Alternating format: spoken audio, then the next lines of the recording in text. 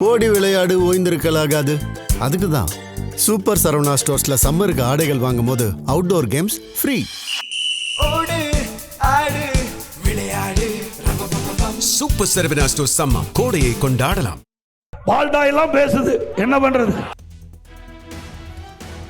பதவிக்காக பொறுப்புக்காக போய் யார் காலையும் பிடிச்சு விடுற பழக்கம் எனக்கு கிடையாது. காய் நகர்த்தி விளையாடும் உதயநிதி. உதயநிதிக்கு ஆதரவாக ஆஜரான சசிகலா.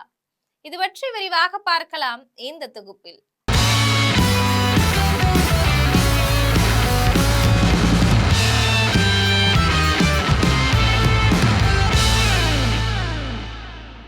இந்த தேர்தல் பிரச்சார களத்துல முன்னாள் முதலமைச்சர் பழனிசாமிக்கும் துணை முதலமைச்சர் உதயநிதிக்கும் நடக்கிற வார்த்தை போரு, குடும்பப்படி சண்டை ஆயிருமோ அப்படிங்கிற பீதியிலேயே மக்கள் பார்த்துட்டு இருக்கிறாங்க. இந்த சம்பவங்களை அரசியல் பார்வையாளர்களுடைய கண்கள் வேற கோணத்துல பாக்குது. அவங்க சொல்றது யோசிக்க வைக்குது. உதயநிதி நித்தமும் எடப்பாடியார் குறித்து பேசுறதையெல்லாம் திமுக விரிச்ச வலை அப்படின்னு சொல்றாங்க. அதுல எடப்பாடி பழனிசாமி மாட்டிக்கிட்டாரு அப்படின்னு அவங்க சொல்றாங்க. அது என்ன அப்படிங்கறத பத்தி விரிவாக பார்க்கலாம். திறமையான தலைவர்கள் பொதுவா தங்களோட எதிரி யார் அப்படிங்கறத தொண்டர்களுக்கு தெளிவா அடையாளம் காட்டுவாங்க. முன்னாள் முதலமைச்சர்கள் கருணாநிதியும் ஜெயலலிதாவும் அதை தெளிவுபடுத்தினாங்க. அது எப்படின்னா, அவங்க ரெண்டு பேருமே ஒருத்தருக்கு ஒருத்தர் விமர்சனம் செஞ்சுக்குவாங்க. இதன் மூலமா தனக்கு நிகரான எதிரி யார் அப்படிங்கறத மக்களுக்கும் தொண்டர்களுக்கும் உணர்த்துவாங்க. அந்த வகையில தேசிய ஜனநாயக கூட்டணியுடைய முதலமைச்சர் வேட்பாளரான எடப்பாடி பழனிசாமி, திமுக கூட்டணியுடைய முதல்வர் வேட்பாளரான ஸ்டாலினை தவிர வேற யார பத்தியும் பேசக்கூடாது. வேற யாரை பத்தியும் எடப்பாடி பழனிசாமி கண்டுகொள்ளக்கூடாது. ஸ்டாலினை மையமா வச்சும் அவருடைய ஆட்சியை விமர்சனம் செஞ்சும் பேசினா மட்டும்தான் எடப்பாடி பழனிசாமி முதலமைச்சர் வேட்பாளர் அப்படிங்கிற கருத்து மக்கள் மனசுல ஆழமா பதியும் அப்படின்னு சொல்றாங்க. இத சரியா புரிஞ்சு வச்சிருக்க கூடிய முதலமைச்சர் ஸ்டாலின் எடப்பாடியார தவிர வேற யாரு பற்றியும் பேசுறது கிடையாது அப்படிங்கறத நம்ம பார்த்துட்டு வரும். நடிகர் விஜய், ஆதவ் அர்ஜுனா, சீமான் இவங்க எல்லாரும் தினமும் முதலமைச்சரை கடுமையா விமர்சனம் செஞ்சு வீடியோ போட்டு அவருடைய வாய கிண்ட முயற்சித்தாலும் முதலமைச்சர் அவங்களை கண்டுக்கிறதே கிடையாது. அது மட்டும் இல்லாம தன்னை தொடர்ந்து மேடைகள்ல கடுமையாக விமர்சிக்க கூடிய விஜய், சீமான் உள்ளிட்டோருடைய பெயர்களை இதுவரைக்கும் ஒரு முறை கூட முதலமைச்சர் உச்சரித்ததே கிடையாதாம்.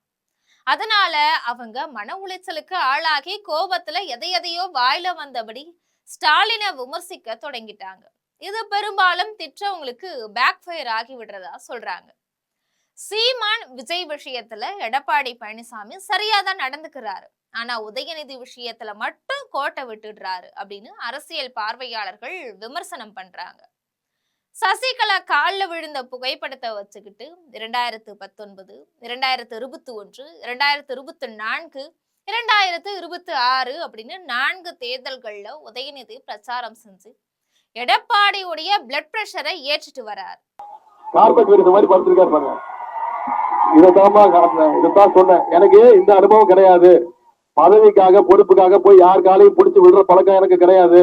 யாருக்காகவும் குறிப்பா சங்கி கூட்டத்துக்கிட்ட பயப்படுற அனுபவம் எனக்கு கிடையாதுன்னு.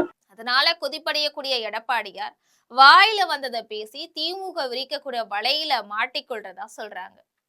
தாஸ் அப்படிங்கிற படத்துல டீ கடையில உட்கார்ந்து இருக்கிறவங்களை பார்த்து ஒரு சிறுவன் கேவலமா திட்டி அவங்கள ட்ரிகர் ஏற்றுவான்.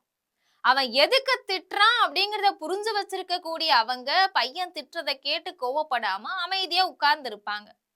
ஒரு நாள் டீ சாப்பிட வரும் ஒருவரை அந்த பையன் பயங்கர கேவலமா திட்டுவான். அதனால கோபம் அடைந்து அந்த சிறுவனை விரட்டிட்டு போகும் வடிவேலுவை ஒரு வேனுக்குள்ள தள்ளி கிட்னியை எடுத்துருவாங்க. இந்த சிறுவன் மாதிரி தான் எடப்பாடியார தினமும் ட்ரிகர் பண்றதும் அதனால அவர் கோபத்தோட பேசுறதும் வழக்கமான காமெடி காட்சி ஆயிட்டு வருது. உதாரணத்துக்கு 2 பேரும் மாறி மாறி பேசிக்கொண்டதை இப்ப நம்ம பார்க்கலாம். ஒரு பிரச்சார கூட்டத்துல சசிகலா காலில் விழுந்துதான் பழனிசாமி முதல்வர் ஆனார் அப்படின்னு உதயநிதி சொல்ல, அதுக்கு பதில் சொன்ன பழனிசாமி, பொறுப்பு கிடைக்கும் போது ஆசி பெறது தப்பா? நேற்று முளைச்ச காளான் உதயநிதி அப்படின்னு வசைப்பாடினார். உடனே உதயநிதி, ஒருத்தரை திட்டும் போது கூட கால் அப்படிங்கிற வார்த்தை வரும்படி பழனிசாமி திட்டாரு, அவருக்கும் காலுக்கும் எவ்வளவு பொருத்தம்னு கிண்டல் அடிச்சது பெரிய அளவுல ஹிட் ஆச்சு. உடனே கோபம் அடைஞ்ச எடப்பாடி பழனிசாமி பால் டாயில் குடிச்சதெல்லாம் பஞ்சு டயலாக் பேசுது, அப்பவே மேலோகத்துக்கு போயிருக்கணும், இருந்து நம்ம உயிரை வாங்கிட்டு இருக்கு அப்படின்னு சொன்னார். இவர் யாரு? திரு கருணாநிதி பேரன், திரு ஸ்டாலினுடைய மகன். வேற என்ன உழைப்பு இருக்குது? திமுக உழைப்பு கொடுத்திருக்காரா? இவரு பேசுறாரு நம்மள. இப்படி மறைமுகமா திட்டினது வேற யாரும் கிடையாது, உதயநிதியைத்தான்.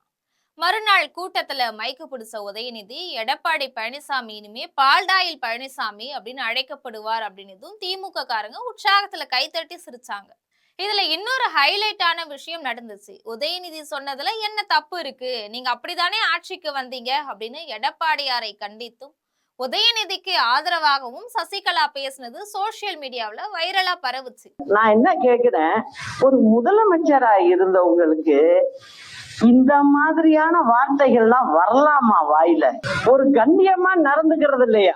நாம ஏற்கனவே சொன்ன மாதிரி தாஸ் படத்துல வர்ற மாதிரி பழனிசாமிய சீண்டி சீண்டி அவருடைய கவனத்தை முதலமைச்சர் பக்கம் போகாம உதயநிதி பக்கம் திருப்பி பழனிசாமியோட பேச்ச நீர்த்து போக செய்யறதுதான் திமுகவுடைய வியூகம் அப்படின்னு மூத்த பத்திரிகையாளர்கள் சொல்றாங்க. முதலமைச்சர் ஸ்டாலின் வெர்சஸ் பழனிசாமி அப்படின்னு இருக்க வேண்டிய தேர்தல் களம் எடப்பாடி பழனிசாமி வெர்சஸ் உதயநிதி அப்படின்னு சுருங்கிட்டதா அரசியல் விமர்சகர்கள் சொல்றாங்க.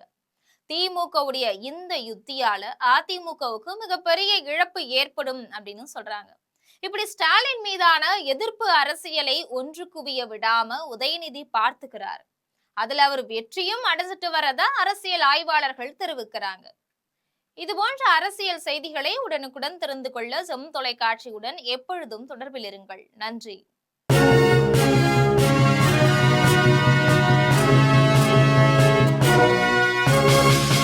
ஓடி விளையாடு ஓய்ந்திருக்கலாகாது. அதுக்கு தான் சூப்பர் சரவணா ஸ்டோர்ஸ்ல சம்மருக்கு ஆடைகள் வாங்கும் போது அவுட்டோர் கேம்ஸ் ஃப்ரீ. ஓடு ஆடு விளையாடு. சூப்பர் சரவணா ஸ்டோர்ஸ் சம்மர் கோடையை கொண்டாடலாம்.